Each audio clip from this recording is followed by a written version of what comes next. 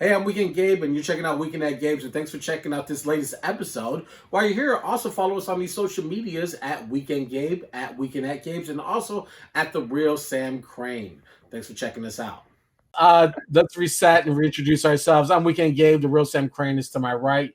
Don't forget to give us a follow on the social medias at Weekend Gabe, at Weekend at Gabe's, and also at The Real Sam Crane. Put that into your timeline and into your life, and things will increase by 10%, bare minimum. That's what they say. Joining us now, also from the West Coast, it is a pleasure to introduce one of the best tattoo artists that we've seen that have come across these parts, Miss Annabelle Warren. She's joining us now. Good evening. How are you? Hi, I'm great. How are you? Can you hear me? Yeah, we're good. We can hear you fantastic. Thank you so much. No, thank you. So I know you were sitting in on our last guest, and you yourself have been a tattoo artist for quite a while. So to hear someone like Tuzan talk about sort of her, inching her way into this, does that remind you of when you began your journey as well? Sort of like getting into it, finding your confidence, etc.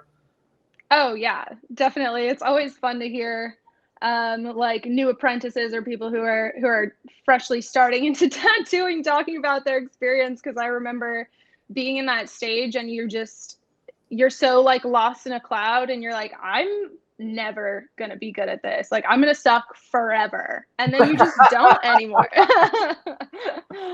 Is there a huge difference between like the fake skin and then when you put it on like a live person? Like that's like a massive hurdle because it's not flat anymore. Right. Yeah. So that's actually the biggest thing. And I don't know if you guys know about this, but in Oregon, there's actually a law.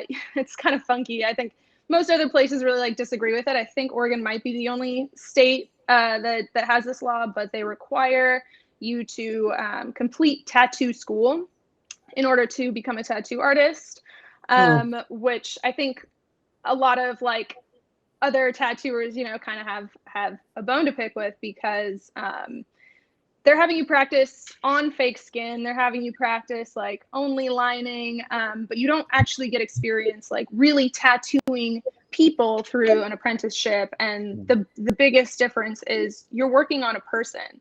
So like, it's not just like, oh, the flat skin, but you're working with their emotions, you're working with their physical pain, and you're trying to like get into difficult areas, and you're kind of on like a time budget because they can't sit there forever in pain. They're gonna get over it. So that's really kind of the hardest part.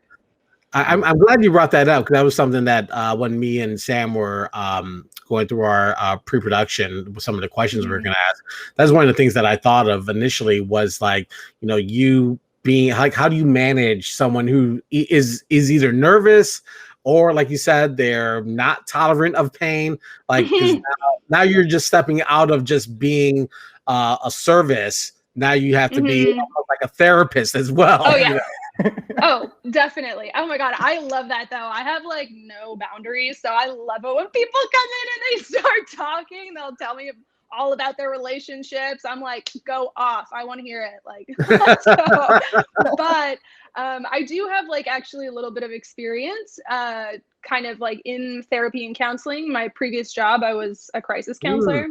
Wow. So I did. Yeah. I mean, I worked with kids, of course, not adults, but a lot of experience just kind of like listening very carefully, actively listening, and kind of like holding space for people.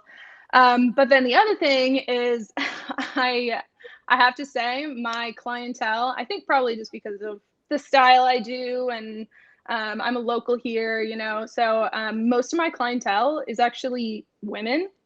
And like the vast majority, I think probably like 75 to 80%, I tattoo women, and they it's actually proven that they have a higher pain tolerance. So I don't get a whole lot of criers.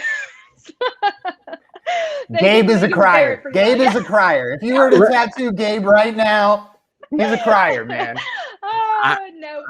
I'm just like I'm a gritty, just like bite on my teeth and just like just bear with it. That's how I roll. Yeah, it's not necessarily that people actually cry, but men definitely wiggle a lot more and they'll huff and puff and kind of like, oh, stop, you know, when are you done? That kind of thing. So, well, what is the most I've when I was watching the LA Originals documentary, I don't know if you've seen it with Mr. Cartoon, and they were like talking about like some of the sensitive spots that are on the body that just really just trigger pain. Well, I think it's the wrist is one of them, if I'm not wrong. And then where else? So from what I understand, it really is different for everybody. And trying to like actually pinpoint it, I know there's going to be like tattooers listening. They're like, you're wrong. But from from what I understand, it is different like pain for men and women because our bodies are different. But for the most part, what I've heard is sternum right here. I don't have anything there, but I know that is a really sensitive spot. I've also heard that like the tramp stamp zone back there is pretty painful. I've seen some people really struggle through that spot for sure. Definitely, I have one that like cuts like right under my butt cheek, and that hurt like a bitch. So that was a tough spot. Armpits, anything close to your armpits, leg pits. But you're pretty safe if you're going like forearms, upper arms, legs. Yeah, that's probably my safe place. Yeah. Yeah. All right, so let's wind the clock back a little bit. Black Paint Tattoo is the spot that you're working at in Ventura.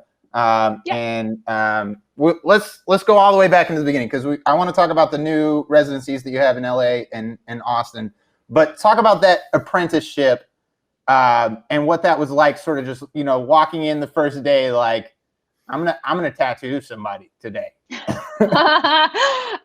Okay, so all the way back.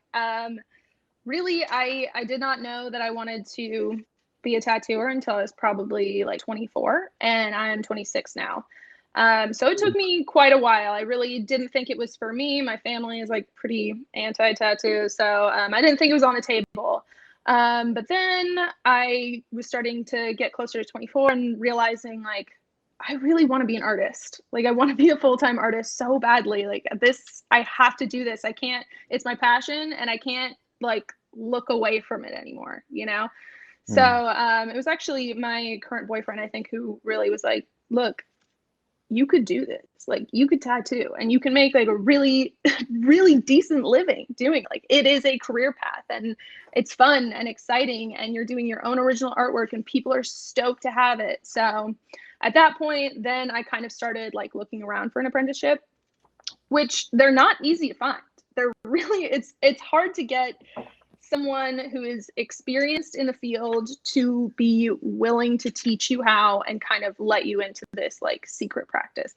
I think now it's become so much more popularized. A lot more people are teaching themselves. Even in the last couple of years, like it's been much more accessible. But for the last, you know, however long, like 10, 20, 50 years or whatever, it was very much like a pirate industry. It's very secretive. You can't really find a whole lot of like information how to tattoo like online because a lot of those old head tattooers like really keep that information close to the chest. So I did manage to find Caleb in my town who opened Black Penny Tattoo. He's unbelievable, like as a tattooer and an artist. He has a fine art background. He's really, really passionate about it. He rejected me a couple times, but I kept coming back and I was like, no, I'm not leaving. Like, I need this.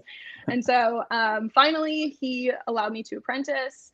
And I think I was like not tattooing for about a month and a half, 2-ish months. But I was like so dedicated and so focused. And I think I just like annoyed the shit out of him so much that he finally like let me do it. And my first tattoo was on Halloween of 2019. Oh, fantastic. Yeah. And sorry, Gabe, one more question. Yeah. And then sort of, you know, fast forward to today, I would consider you in an area of master tattooers. And my evidence for that would be that you are no longer taking commissions from anybody. This is just Annabelle's stuff. And if you want it, you got to come get it, and it's your thing. Right. So talk about getting there, like Yeah. and booking for yourself and things like that. Yeah. Booking is, first of all, the fucking worst, dude. I suck as a business person. I'm just an artist, like, and I'm just that chaotic. Like, I am not a well-oiled machine at all. I'm like a poorly oiled person. Like, I cannot fucking book. So I have a website that kind of does it for me. But even then, I really still struggle with it. But I did recently kind of like make a new rule just to kind of like weed some people out, that I would not be tattooing other people's designs. So if they came to me with like a design that they ripped off of Pinterest, or that they had paid another artist or designer to draw, and then they came to me and said, can you tattoo this on me? I would then decline that. But I am still taking like, hey, this is my idea, this is my concept. Can you add this, subtract this? And as long as it still kind of like fits a vision, then I will absolutely do something like that. So kind of commission in a sense. A collaborative commission. Yeah. Yes. Yeah. What drove you to make that decision? Like, was there just a moment where you just got tired of putting Super Mario on a bunch of video gamers back? Tired of the butterfly tattoos. It was like, or the tramp stamp. Yes. I think it was like too many tramp stamps. You're like, I'm just really tired of doing this. Like, there has to be a better way of living this life. Well, what was the breaking point? First of all, I have not done an official tramp stamp yet. I'm dying to do one. If somebody asked me to do a tramp stamp, I would do it in a heartbeat. I'm so down. Sam, I love it. Gabe, I'm looking at you. I'm looking at you, Gabe. You gotta come in. They're tight. The world doesn't need that. Let me just tell you. Like, but no, I think honestly, it's just that I'm like, without trying to sound like pretentious, I'm just like extremely creative. Like especially at this level, at this point in my life, like my level of creativity, I'm super productive. Every time I have an idea, I'm kind of like rushing to get it onto paper. And so I'm like producing a lot of flash. Like, I don't know if you heard Tuzen describe it as that, but basically when you just do your own designs and people select that and then you can tattoo it on them. So I'm doing that a ton, and I'm really excited about those designs. And so when somebody kind of comes in with a drawing that somebody else has done, it does sort of feel like it stifles your creativity a little bit, and it takes away from the time that you could spend doing your own design. Right. Is there a, sorry, as Gabe brings up the tattoos here on the left. Oh, there it Fantastic, is. by the way. But is there a fuel for you there? With Tuzen, it was the yerba mates, and that's what keeps her up all night, and she's create. My God. Is it for you? Is it like not? Hearing her talk about yerba mate, I'm like, damn, girl, I think I have 2 cups of coffee and 2 Red Bulls every day. So you got the iron stomach then. I have no choice. I got to get through the day. I'm sorry. That's what you attribute it to. It's just pure caffeine, coffee, and Red Bull across the board. Pretty much, yeah. I wake up and I really start pounding it. So we're still here, still alive. Another one of the things that you were doing sort of back then that maybe you don't do so much anymore, but I saw you do one recently, the tattooing of the lighters, which was at the top of that page. Is there a place where I can buy every lighter that you've ever tattooed? Okay, so my big thing right now is figuring out how to mail them without them exploding in the airplane or whatever. I'm not totally sure how to do that yet, but yes, I would love to start producing a few more of those. They're really cute. They make nice gifts. Honestly, they do take kind of a long time to do. So that's actually kind of how I learned how to tattoo and how to like manage the machine. Was instead of practicing on fake skin, my boss on his like way out for vacation at the beginning of my apprenticeship, he like came in and dropped like a bunch of white lighters on the table and was like, figure it out. So that's how I learned how to like hold the machine steady. It was tattooing little lighters, and then people cooked them, and that was really cool. But people, of course, have been like asking me about them, and so I was like, all right, fuck it, I'm gonna make a couple. But yeah, they do take like if you're really sinking some time in, they can take up to 2 hours. It's really hard to sell a lighter for like more than $20. Whereas if I'm doing a tattoo for 2 hours, that's $300. So cost benefit. I hear you. Yeah. Exactly. You know. Exactly. But no, I think that the all these designs are absolutely phenomenal. Everything is really super exciting. Wow. We asked to Zen a kind of similar. I'm gonna ask you a similar question. I know it sounds like very generic, but I think for artists, it's important because when I know it's not only so much that people are coming to you with sort of pre-developed ideas that just need your touch and your vision stamped on it, but like some of the things that you design yourself. Where do you find inspiration or motivation to take an idea and then begin to, flesh it out? No pun. Books, honestly, a lot. Like writing in books, I find a lot of inspiration in that. I do love surrealism as like a style, so I always kind of try to like incorporate a little bit of surrealism into what I'm doing. I think it just makes it interesting and original. But yeah, I really love reading. I was actually an English major, and so like a lot of those older novels and narratives like really inspire me to draw, because writing goes so in depth and it's so descriptive. Good writing anyway, it's so descriptive, like it really paints the picture for you, and I'm kind of just channeling the art that's already been created. Right. Yeah. How it's the attention to detail on some of these things is incredible. Your work, I think maybe a year ago, was a lot of stippling, a lot of shading, using that. It's an overwhelming amount of work across the board. How do you handle saying no to people? It's so hard, but I have gotten better at it recently. It was really complicated at first to say no to people, especially when people are coming to you to be like, listen, my mother, my grandmother, my daughter passed away, and like I would love to get a portrait. If you have time, then sometimes I'll take one on if I like know the person or whatever, but at a certain point you just have to say like I couldn't complete it in time in like a timely manner, and it probably wouldn't be up to the that happens sometimes here on Weekend at Gabe's. No worries. But no,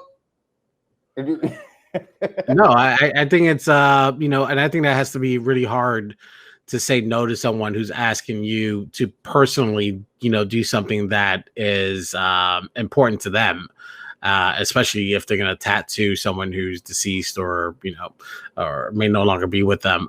That's that. I don't know if I could do that. I might just kind of delay until they just give up. But just to be like, like this ain't really the one for me, dog. Damn. Right. But it's incredibly hard, I think, for every artist across the board to do that. I want to plug what she's got going on in the month of August. She is in, let's see, checks notes, Playpen Tattoo in Los Angeles in early August, and then she is taking her talents to Austin, Texas, at Kattitude Studios, which should represent sort of a... Yeah, we're back. Yeah, great. We were just talking about... sorry, we got cut off. We were just talking about the resident... Yeah, we got you. We got you. Oh, sorry. God. That must have been me. I'm sorry about that. No, you're all good. You're all good. We were just getting to talking about the residencies in August in Los Angeles, and in Austin. Playpen Tattoo in Los Angeles, Kattitude Studios in Austin.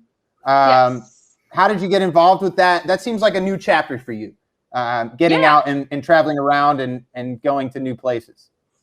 Yes, definitely. Well, I finished my apprenticeship in the midst of the pandemic, so there was really no traveling at that point, which you're supposed to like finish your apprenticeship. There's no real rules, but you're supposed to finish your apprenticeship before you do any guest spots anywhere. And so I finished, and it was a couple months before those options kind of opened up to me.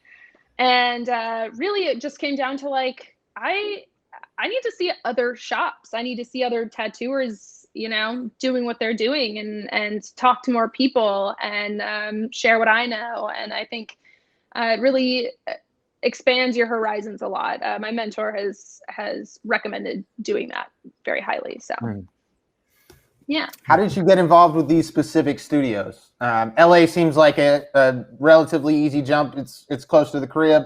Austin is something different. Did you reach out to those people? Are they reaching out to you? Yeah, Playpen is a friend who just recently opened up a shop down in LA. As you might have seen, LA is huge for fine line tattooing, which is the specific style that I tattoo in. It's completely blown up over the last couple years. Lots of people want fine line tattoos. They're more accessible now, so lots of women really want tattoos and kind of generally prefer some of the like daintier work. So LA is really kind of the hub for that. So there's lots of shops down there that kind of specialize in that, but I am really excited to be at this one in particular. And then in Austin, I actually was visiting recently and was like looking around for shops in the area, and started like following a couple shops. And then this one, Kattitude Studios, the owner's name is Kat. She followed me back and hit me up and said, "Hey, how long are you here? We'd love to have you guest spot." So that one came to me. That all worked out. I didn't have to ask. But if you were traveling somewhere and you wanted to guest spot, really you're just kind of shooting your shot. So you're messaging a shop that you'd like to work at and say like, "Hey, are you guys able to take guest spots? This is when I'm going to be visiting." See if they're interested, if they ghost you. So yeah. Is there a city that you would really, really love to hit? Like, is there a mecca for you for tattoos? Would you like to go on a boat and tattoo a bunch of sailors for a year or something wild? No, you know? I hate those. So no. But I think probably, I mean, New York, of course, there's a bunch of incredible artists out there. That would be like a really great place to tattoo. Canada, I'm forever impressed with like Canadian tattooers. Another place that I don't know how much I want to visit, but all of my favorite tattooers are in Poland.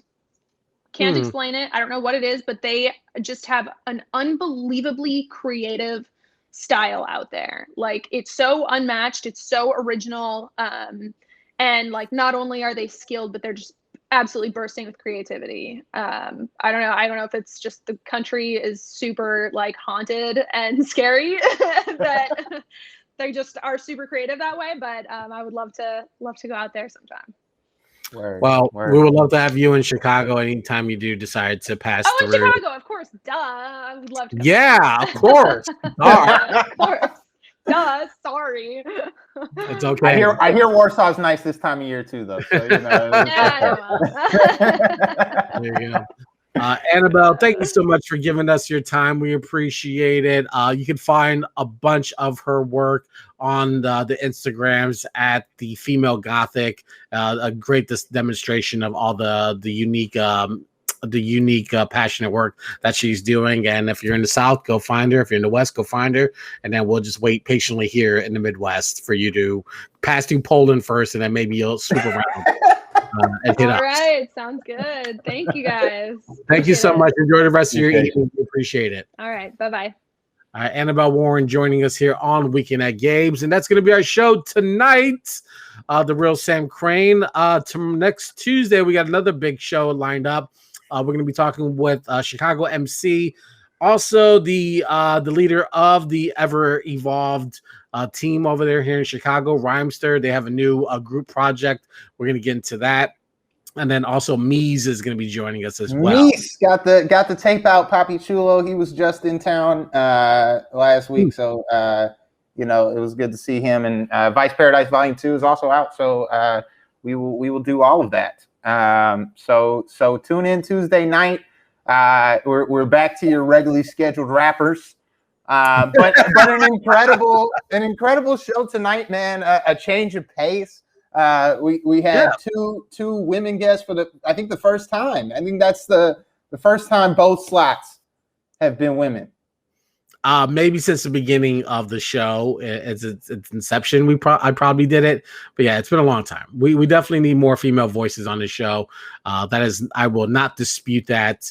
But however, we do try to book as we can, and sometimes female and male voices aren't available when we are. So it has its challenges. So it's not a lack of trying, but we do need to do better. I'll just say that. Fair enough. Well, I would recommend to everybody out there, go get up with Tuzen on Instagram, an incredible artist with a lot of growth to go, and go get up with Annabelle Warren, aka the Female Gothic, on all of her pages. Incredible tattoos, and if you're looking to get one, you're not going to bring your own design. Don't print off the PNG. She doesn't care. Just make it happen. I mean, I wanted some more Wu-Tang tattoos, but I mean, if I leave it up to her, she might end up like tattooing all 10 members. So, I don't know if I have that much skin to like really make that work. So enter the chamber, Gabe. Enter the chamber. She's like, you even had to get Capadonna? Jesus. Yes. Everyone's on my back, babe. Like, that's the way it's going to be. Anyways, enjoy the rest of your evening, everyone. Sam, I'll talk to you soon. Follow us on these social medias below. Weekend Gabe at Weekend at Gabe's at The Real Sam Crane. Also, subscribe to us on YouTube. If you're watching us on Twitch, hit the subscribe button. Subscribe to us. Help us get to that next level. I know you want us to get. Support, share, and show love. The 3 S's that will take you through your day. Thank you, everyone. Again, enjoy the rest of your evening. The NBA Finals is on right now, and that's what I'm going to turn my attention to. Good night. Peace. Hey, I'm Weekend Gabe. Thanks for checking out this latest episode of Weekend at Gabe's. Click on any of the links swirling around my head, and also hit the subscribe button while you're here. Thanks for checking out us here on YouTube.